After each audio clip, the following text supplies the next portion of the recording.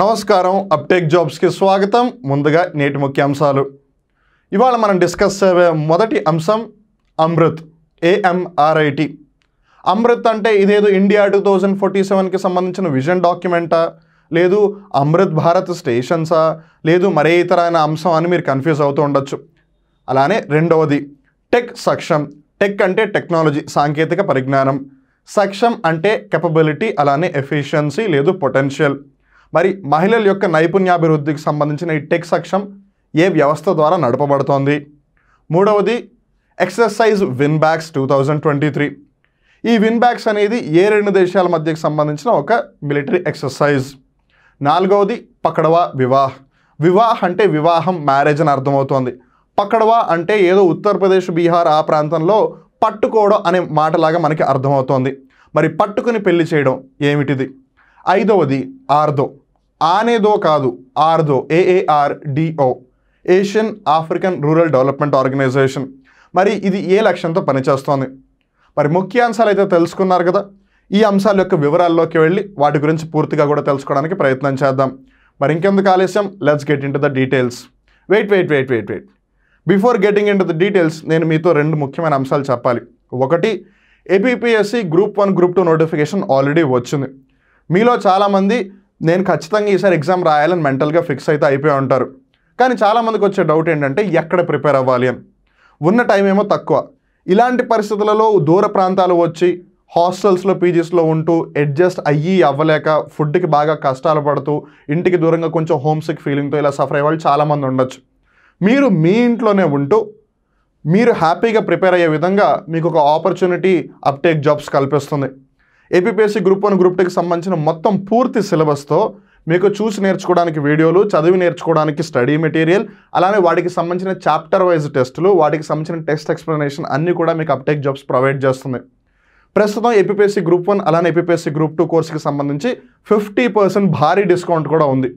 ఒకవేళ మీరు uptake 123 UPTTAKE 123 అనే కోడ్ని యూస్ చేస్తే అడిషనల్గా అంటే ఎక్స్ట్రాగా ఇంకో 10% డిస్కౌంట్ కూడా వస్తుంది. ఒకవేళ వీటికి సంబంధించి మీకు ఏ డౌట్ ఉన్నా సరే 9133449696 ఈ నెంబర్కి కాల్ చేయండి. మీ డౌట్స్ అన్నిటిని క్లారిఫై చేస్తారు. మీ ప్రిపరేషన్ పరంగా కూడా మేము హెల్ప్ చేస్తాం. అండ్ రెండవది వచ్చేసి నవంబర్ నెలకి సంబంధించిన Navamsha current affairs edition in brief ఏదైతే ఉందో అది ఆల్రెడీ రిలీజ్ అయిపోయింది. So please do check it out on uptake jobs plus. Uptake jobs plus యాప్లోకి వెళ్ళి నవంబర్ నెల యొక్క నవాంశ కరెంట్ అఫైర్స్ మ్యాగజైన్ని మీరు కావాలంటే పర్చేస్ చేసుకోవచ్చు. సో ఆన్ దట్ నోట్ మన ఇందాక ముఖ్యాంశాలు అయితే చూసాము, ఇప్పుడు వాటి యొక్క ముఖ్య వివరాలు ఏంటో తెలుసుకుందాము. సో మొదటిది వచ్చేసి అమృత్, AMRIT. ఇక్కడ మనం జాగ్రత్తగా గమనిస్తే కొన్నిసార్లు అమృత్ అంటారు, కొన్నిసార్లు అమృత్ అంటారు. మనం తెలుగులో అమృతం అని మామూలుగా పిలుస్తాము. బట్ హిందీ దగ్గరికి వెళ్ళేసరికి వాళ్ళు అమృత్ అనే కన్నా అమృత్ అని ఎక్కువగా పిలుస్తూ ఉంటారు అనమాట. So considering all of that మనం అమృత్ అని ఇక్కడ కన్సిడర్ చేసేద్దాం. సో ఇంతకీ AMRIT ఏంటిది అని అంటే it's not Amrit Bharat scheme, it's not Amrit railway scheme, or it's not something like that. లేదు ఇండియా 2047 విజన్ కూడా కాదు. ఇక్కడ మనం జాగ్రత్తగా గమనించాల్సింది ఏంటంటే అమృత్ అంటే arsenic and metal removal by Indian technology. అంటే భారతదేశంలో రూపొందించబడ్డ ఒక సాంకేతిక పరిజ్ఞానంతో నీటిలో ఆర్సెనిక్ అలానే ఇతర ఏవైతే మెటల్ ఎలిమెంట్స్ ఉంటాయో, ఏవైతే హానికరమో వాటిని రిమూవ్ చేసే ఒక టెక్నాలజీనే వాళ్ళు ముద్దుగా అమృత్ అని పెట్టారనమాట పేరు. Indian Institute of Technology Madras has developed a technology called Amrit for the removal of arsenic and metal ions from water. Arsenic అవ్వచ్చు, మెటల్ అయాన్స్ అవ్వచ్చు. మనం మెటల్ అయాన్స్ ఉన్నప్పుడు ఏంటి అవి? Manganese, uranium, chromium, mercury, fluoride, ఇవన్నీ కూడా of course fluoride metal ఏమీ కాదు, బట్ ఇవి మ్యాంగనీసు, యురేనియము, క్రోమియం, మెర్క్యూరీ అయితే ఉన్నాయో ఇవన్నీ మెటల్స్. ఇన్ఫ్యాక్ట్ మెర్క్యూరీ అయితే లిక్విడ్ మెటల్ అనమాట రూమ్ టెంపరేచర్లో. సో ఇవన్నీ కూడా మనకి చాలా హానికరం. మరి మనం వాటర్ని కన్జ్యూమ్ చేస్తున్నప్పుడు ఇవన్నీ కూడా ఆ వాటర్లో ఉంటే తెలిసి తెలియక మనం ఎన్నో రోగాల పాలవుతాము. ఇన్ఫ్యాక్ట్ కొన్నిసార్లు లైఫ్ థ్రెటనింగ్ డిసీజెస్తో కూడా సఫర్ అవ్వాల్సి వస్తుంది. కొన్నిసార్లు మనుషులు ఈజీగా చనిపోతారు కూడా.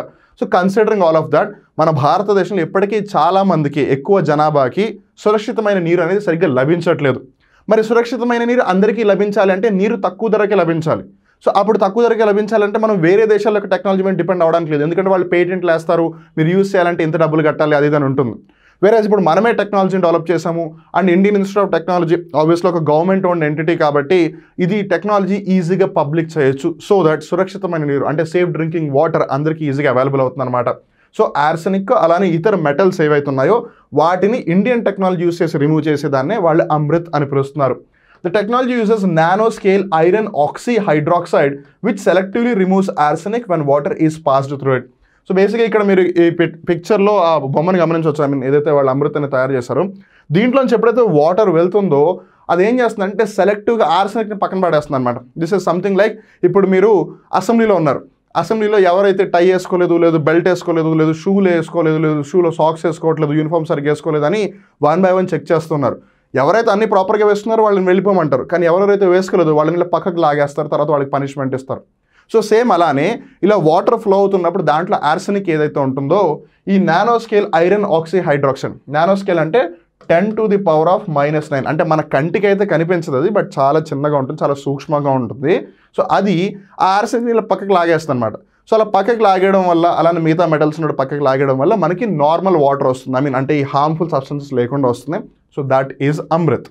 Now let's talk about the second aspect, tech Saksham programme. Tech అంటే సాంకేతిక పరిజ్ఞానం, టెక్నాలజీ. సక్షమ్ అంటే కెపబుల్, ఎఫిషియంట్, పొటెన్షియల్, అంటే ఆ టాలెంట్, ఆ కెపాసిటీ వాళ్ళ దగ్గర ఉందా లేదా అని. ప్రోగ్రామ్ అంటే ఒక కార్యక్రమం. ఇంతకీ ఎవరి దగ్గర టెక్నాలజీని కెపబిలిటీ బిల్డ్ చేయడానికి కార్యక్రమం నిర్వహిస్తున్నారు చూద్దాం. It is a top up programme that uses experiential learning to develop employability skills amongst undeserved female students pursuing higher education. ఎవరైతే మహిళలు ఉన్నత విద్యలో ఆల్రెడీ ఉన్నారో, అంటే గ్రాడ్యుయేషన్ అవ్వచ్చు, ఆ కోర్సెస్ ఎవరైతే మహిళలు ఆల్రెడీ చదువుతున్నారో వాళ్ళల్లో ఎవరికైతే టెక్నాలజీకి సంబంధించి అంతగా ఇంకా నైపుణ్యం అనేది లేదో వాళ్ళకి ఈ ప్రోగ్రామ్ ద్వారా ఆ టెక్నాలజీకి సంబంధించిన స్కిల్స్ అని నేర్పించి సో దట్ వాళ్ళకి ఎంప్లాయబిలిటీ ఆప్షన్ని పెంచడానికి ప్రయత్నం చేస్తున్నారనమాట. మరి ఇంతకీ ఈ కార్యక్రమాన్ని నిర్వహిస్తోంది ఎవరు అని అంటే AICTE, అంటే all India council for technical education. పేరులోనే టెక్నికల్ ఉంది, వాళ్ళు టెక్నాలజికల్ ప్రోగ్రామ్ని కండక్ట్ చేస్తున్నారు.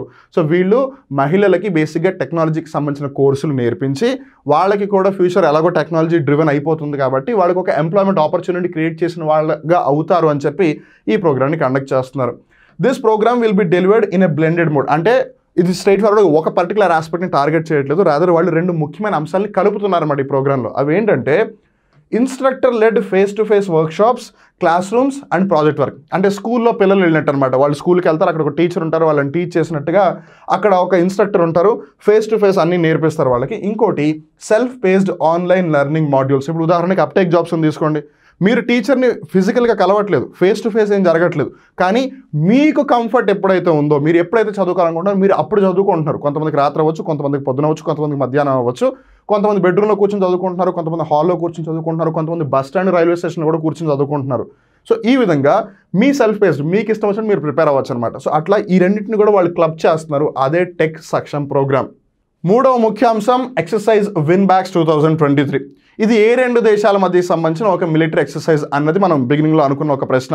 మరి వివరాల్లోకి వెళ్తే it is an annual military training exercise conducted alternatively in India and Vietnam. అంటే ఒక సంవత్సరం భారతదేశంలో కండక్ట్ చేస్తే ఇంకో సంవత్సరం వియత్నాంలో కండక్ట్ చేస్తారనమాట. సో మనకి ఇక్కడ ఏం తెలుస్తుంది, ఇది ఏ 2 దేశాల మధ్య సంబంధించిన ఒక సైన్య కార్యక్రమం అంటే ఇండియా, వియత్నాం. వెల్, ఈ విన్బ్యాక్స్ అనే పేరు చాలామంది గుర్తుండకపోవచ్చు. ఇంకో సింపుల్గా నేను అర్థమయ్యేలా చెప్తాను.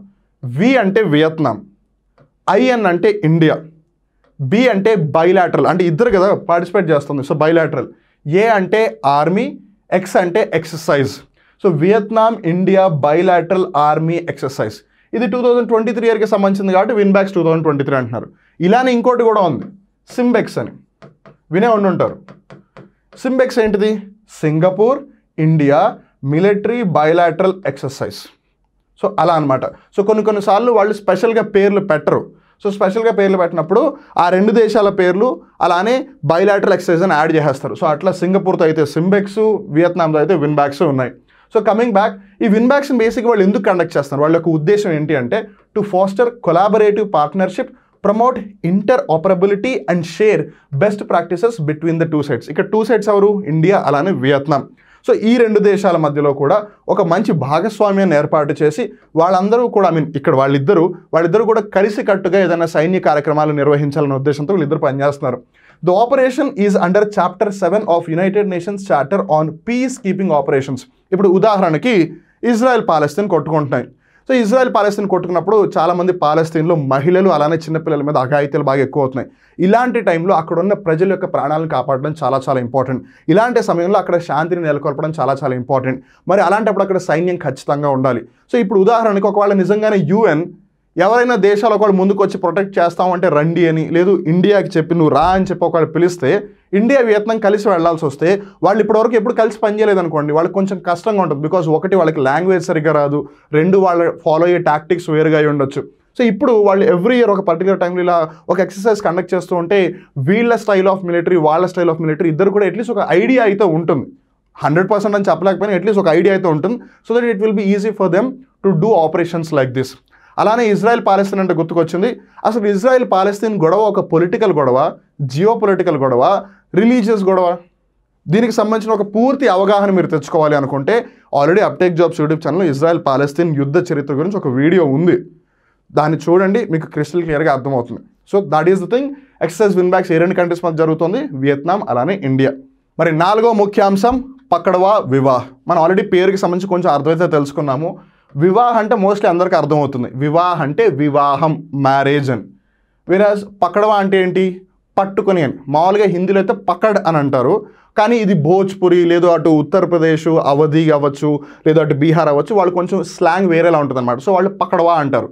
సో పకడ్వా వివాహం అంటే బేసిక్గా అబ్బాయికి ఇష్టం లేకపోయినా, జాగ్రత్తగా వినండి, అబ్బాయికి ఇష్టం లేకపోయినా పట్టుకుని వచ్చి, ఒక విధంగా చెప్పాలంటే కిడ్నాప్ చేసుకొచ్చి వాడికి ఒక అమ్మాయిని ఇచ్చి వాళ్ళిద్దరిని పెళ్లి చేసేస్తారనమాట. దీన్నే పకడ్వా వివాహం అంటారు. హర్యానా, పంజాబ్, ఉత్తరప్రదేశ్, రాజస్థాన్లోని కొన్ని ప్రాంతాలు, మధ్యప్రదేశ్లోని కొన్ని ప్రాంతాలు, బీహార్, జార్ఖండ్, ఈ ప్రాంతాల్లో ఈ పకడ్వా వివాహం చాలా ఎక్కువగా జరుగుతుంది.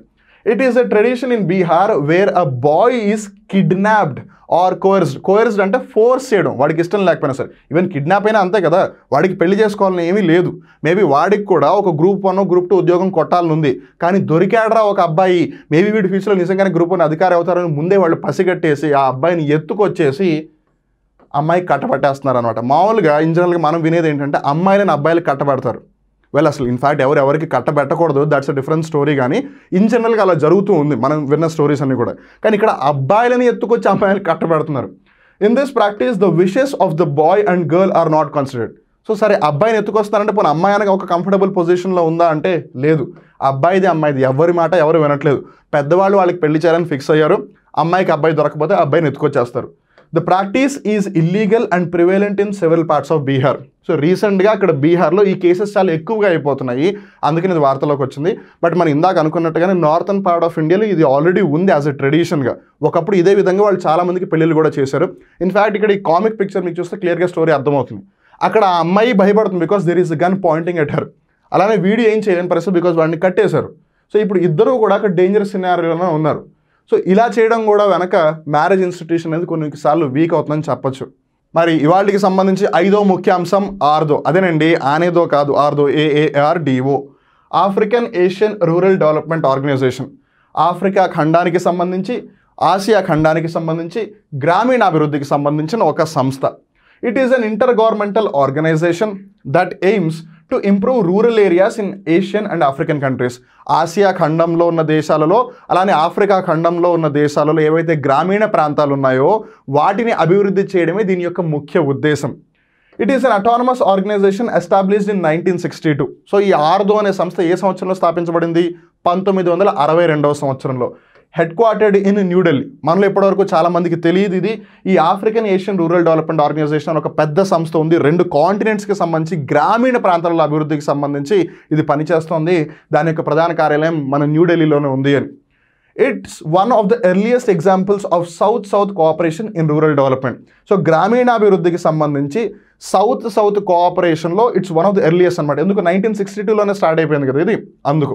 ఇప్పుడు మీలో చాలామంది అడిగే డౌట్ ఏంటంటే, సార్ రూరల్ డెవలప్మెంట్ అంటే గ్రామీణ అభివృద్ధి కలిపేస్తే గ్రామీణ అభివృద్ధి ఇదంతా అర్థమైపోయింది 1962. అలానే అటానమస్ ఆర్గనైజేషన్ అంటే స్వయం ప్రతిపత్తి ఉన్న సంస్థ, దానంతకు అదే డిసిజన్స్ తీసుకుంటుంది, అది ఎవరి మీద డిపెండ్ అవ్వట్లేదు, ఇదంతా బాగానే అర్థమైపోయింది మాస్టారు అని. కానీ ఇక్కడ ఈ సౌత్ కోఆపరేషన్ అంటే మాకేంటి అర్థం కావట్లేదు మీరు అనొచ్చు.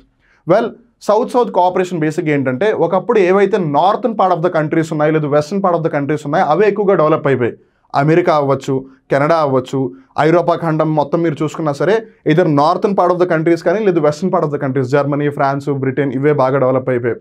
కానీ సౌత్ కోఆపరేషన్ అంటే ఏంటి? ఒకళ్ళు సహకరించుకోవడం, మ్యూచువల్గా హెల్ప్ చేసుకోవడం. But what is south America, దక్షిణ అమెరికా ఖండం, అలానే సెంట్రల్ అమెరికా అంటే మెక్సికో, క్యూబా, అలానే మీరు వెస్ట్ ఇండీస్ అని వింటూ ఉంటారు. వెస్ట్ ఇండీస్ అనేది ఒక కంట్రీ కాదు, యాక్చువల్గా అదొక గ్రూప్ ఆఫ్ ఐలాండ్స్, లేదు కరేబియన్ దీవులు అని వినే ఉంటారు.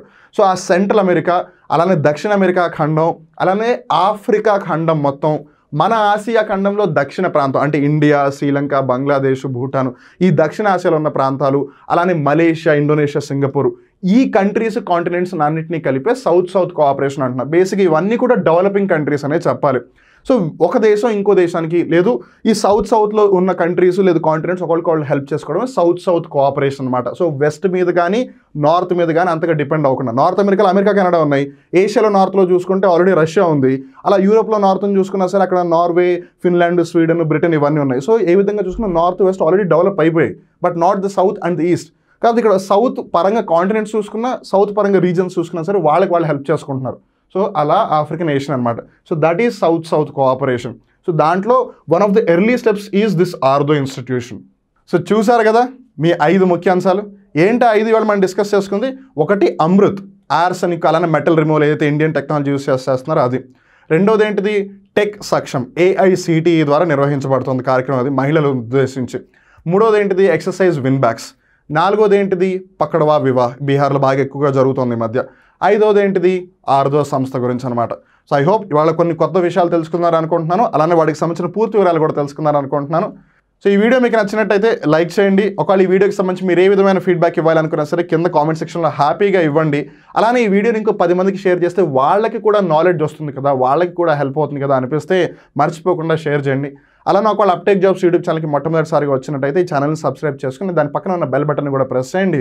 సో దట్ ఎప్పుడు ఒక ఇన్ఫర్మేటివ్ వీడియో వచ్చినా, ఒక ఇంట్రెస్టింగ్ వీడియో వచ్చినా సరే మీరు ఏది మిస్ అవ్వకుండా ఉంటారు. ఆన్ దట్ నోట్ ఇక్కడ వాళ్ళ కరెంట్ అఫేర్ ఎపిసోడ్ ముగుస్తుంది. మళ్ళీ ఇంకో రోజు ఇంకో కొత్త కరెంట్ అఫేర్ ఎపిసోడ్లో కలుద్దాం. అప్పటి వరకు చూస్తున్నానండి అప్టేక్ జాబ్స్. మిమ్మల్ని మీరు అప్డేట్ చేసుకుంటూ ఉండండి. నేను మీ వివేక్. నమస్కారం.